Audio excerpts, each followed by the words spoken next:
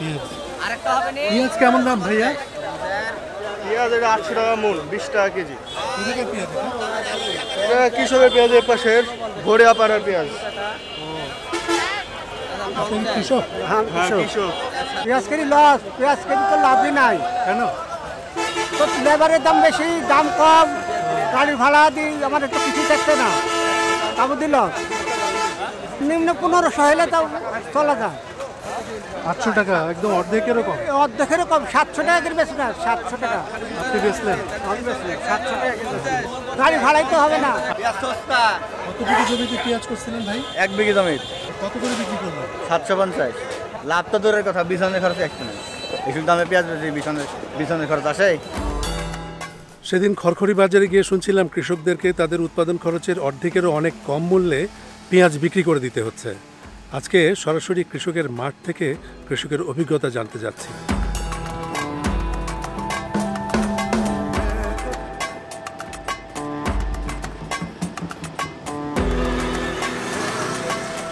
সকাল 9টা বাজতে 10 মিনিট বাকি। এখন বেশ ঠান্ডা, মোটরসাইকেল চালিয়ে যেতে বুকে বেশ ঠান্ডা লাগছে। সামনে একটা ব্যাগ রেখে চালাতে হচ্ছে। কৃষকরা যেটা বলছিলেন যে তাদের পেঁয়াজ এবং আলু ফসলের অনেক ক্ষতি হয়েছে, যে সকালবেলা এবং সারা রাতে খুব ঠান্ডা থাকে, সকালবেলা শিশির পড়ে এবং দিনের বেলা যখন সূর্য ওঠে তখন সূর্যের তাপমাত্রা এত বেড়ে যায় যে তাদের ফসলের ক্ষতি হয়।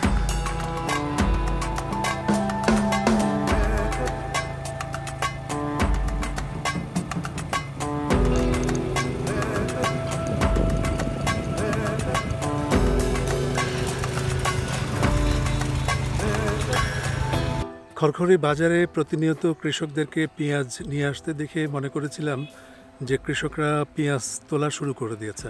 সেই অনুযায়ী আজকে মাঠে এসে দেখি যে পেঁয়াজ তুলতে এখনও কৃষকদের অনেক দেরি, অন্তত 2 সপ্তাহ বাকি।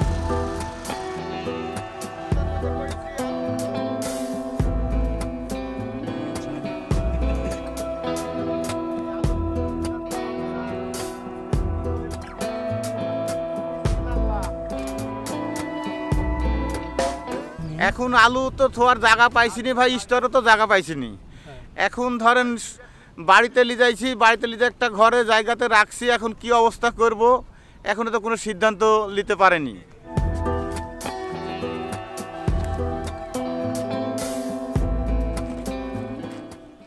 না না, আলু এখন দাম নাই ভাই। আলু এখন বাড়িতে লিতে মনে করেন আমার জায়গা আছে, জায়গা থুয়ে আনি আলু যদি দাম বাড়লে বাড়লো, আর না হলে আপনার বাড়ির থুই পরে পাটি ধরি বেচতে হবে, ধরা উপায় নাই, স্টোরে কোনো জায়গা ফাঁকা নাই। এখনও কৃষকরা আলুই তুলছেন। আলু তোলা শেষ হলে তারা অন্য ফসল লাগাবেন, বড় ফসলে কেউ করবেন। আমি পেঁয়াজ করেছি 1.5 বিঘা, মানে 1.5 30 কাঠা। 30, আচ্ছা। তো মানে এতে আপনার উৎপাদন খরচ কেমন হলো? এখন কি পর্যায়ে রয়েছে আপনার পেঁয়াজ? পেঁয়াজ তো এখনো তুলিনি, মোটামুটি আর 15 দিন পর গাছি তুলা পড়বে। অবস্থা দেখে কীরকম মনে হচ্ছে? আপনাদের কি পন্থা নিচ্ছেন? পেঁয়াজ তুলি মোটামুটি আমরা বাড়িতে রাখি দিব, আর হয়তো বা কিছুটা পাইট পাঠালের দামের জন্য কিছুটা বিক্রি করব, আর বাদ বাকিটা বাড়িতেই রেখে দিব। দেখা যাচ্ছে এখন কিন্তু দাম অনেকটা কম, তাতে এই বাজারে বিক্রি করলে অনেক টাকা লস হয়ে যাবে। কেমন হয়েছে চাচা? 50 থেকে 60 মণ হইতে পারে, আশা করা যাইছে। রাখি দিলে লস নাও হইতে পারে, আবার হইতেও পারে, বলা যাবে না। আপনি মানে কতদিন রেখে দিতে পারবেন পেঁয়াজটা? মোটামুটি 3-4 মাস রাখা যাবে। বাড়িতে ধরেন চাতালে রাখা যাবে বা মাচান করি রাখা যাবে। কিন্তু মাঠে বেশ কিছু পেঁয়াজ চাষিকে পেলাম যারা পরিকল্পিত কৃষির কথা উল্লেখ করলেন।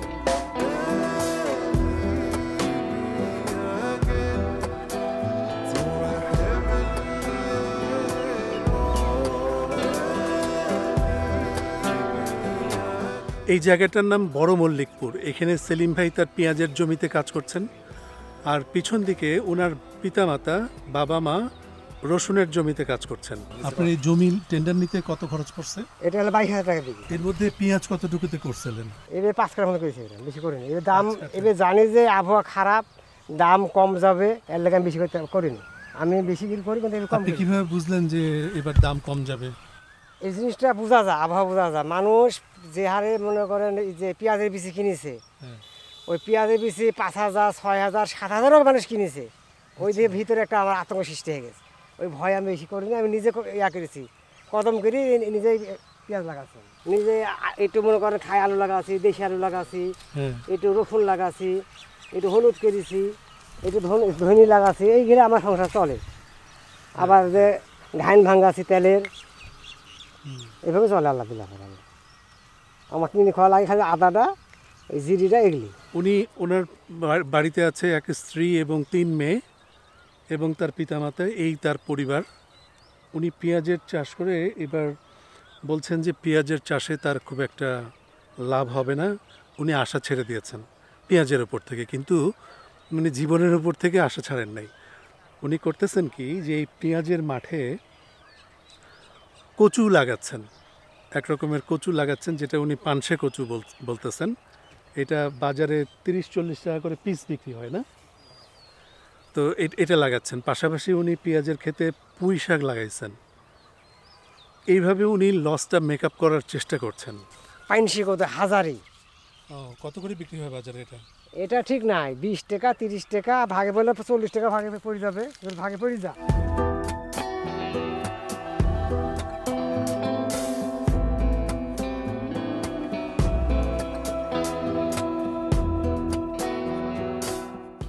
গোবর সব দিয়ে আসা আমার ভিয়ে। এখন এই জিনিসটা গাছ বাড়া যাবে, গাছটা আমি সুন্দর করে বড় হয়ে যাবে, খুঁটি দেবো দিয়ে বা হান দিয়ে মালটা আল্লাহ দিলে মালটা দিয়ে ভেসে চলে আসবে। কয়টা করে বীজ লাগাচ্ছেন? 2টা করে। 2টা করে। 2টা করে।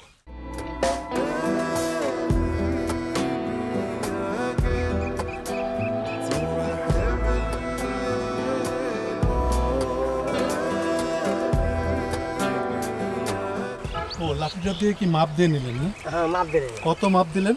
5 হাত। 5 হাতে বেশি দিছি। 5 হাত। 5। এই কচুটা 5 হাত পরপর লাগাতে হবে। হ্যাঁ।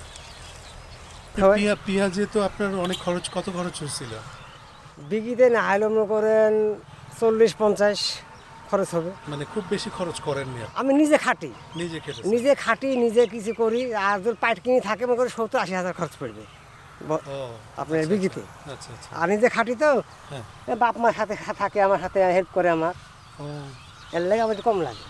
এই যে ছেলে, এটা কি ছেলেকে হেল্প করতেছেন না আপনাদেরকে আপনার ছেলে হেল্প করতেছেন? ছেলে খেয়াল করছি, ছেলেকে হেল্প করতেছেন? ছেলের বেটা ছেলে না কিছু না, মা বাবা করতে তো হবে শোনা। হ্যাঁ হ্যাঁ হ্যাঁ, সুন্দর সুন্দর। এই মায়ের উপলব্ধিটা হলো যে তার ছেলের কোনো ছেলে সন্তান নাই, এই কারণে বাপ মা দুজনেই জমিতে লেগে পড়েছেন যে তাদের ছেলেকে হেল্প করতে। খুব ভালো লাগলো।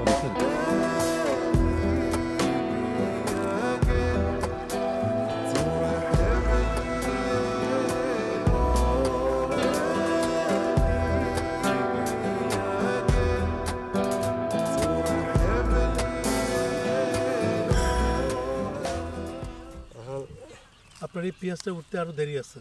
আর দেরি কত, ওই 20-25 দিন। কিন্তু হয়নি তো এখনো? না না, 20 হয়ে যাবে। আবহাওয়া খারাপ যে। আবহাওয়া কেমন খারাপ? মানে পানি নাই যে। পানি থাকলে পেঁয়াজটা আপনার আর মেলা সাইজ হবে। পেঁয়াজ সাইজ তো হয়নি। তো আপনি সেচ দেননি? সে সবই দিছি। তাহলে আল্লাহর পানি আর এই কিনার পানি এক করতেছেন আপনি? আল্লাহর পানি সব আলাদা। আমি একটু দেরিতে বুঝলাম, কারণ উনি যে বলছিলেন যে আকাশে পানি নাই, এটার গুরুত্বটা এখানে এইরকম যে আকাশে পানি হলে আবহাওয়াটা তুলনামূলকভাবে একটু ঠান্ডা থাকতো। যে পরিমাণ শীতটা পড়ে, মানে শীতের সময়ে এবং বসন্তের সময়ে যে আবহাওয়াটা থাকার কথা, এটা বৃষ্টি থাকলে সেই আবহাওয়াটা বজায় থাকে। এটাও আমি প্রথমে মনে করছিলাম যে পানি নাই, উনি সেচের পানির কথা মিন করছেন, কিন্তু সেচের পানি না, বৃষ্টি হলে আবহাওয়াটাকে একটু শীতল করে, এবং এই পেঁয়াজ, আলু, এইসব ফসলের জন্য এরকম শীতল আবহাওয়া দরকার।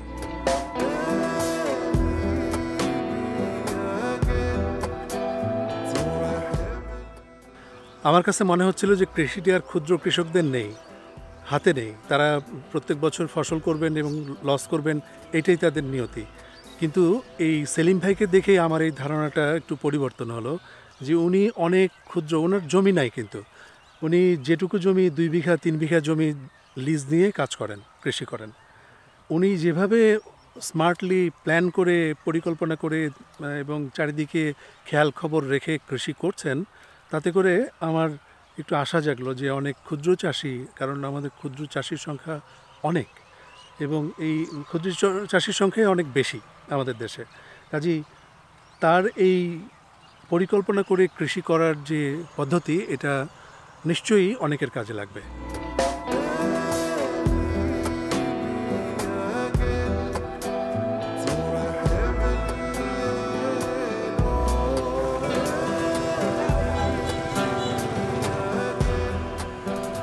কি লাগাইছেন?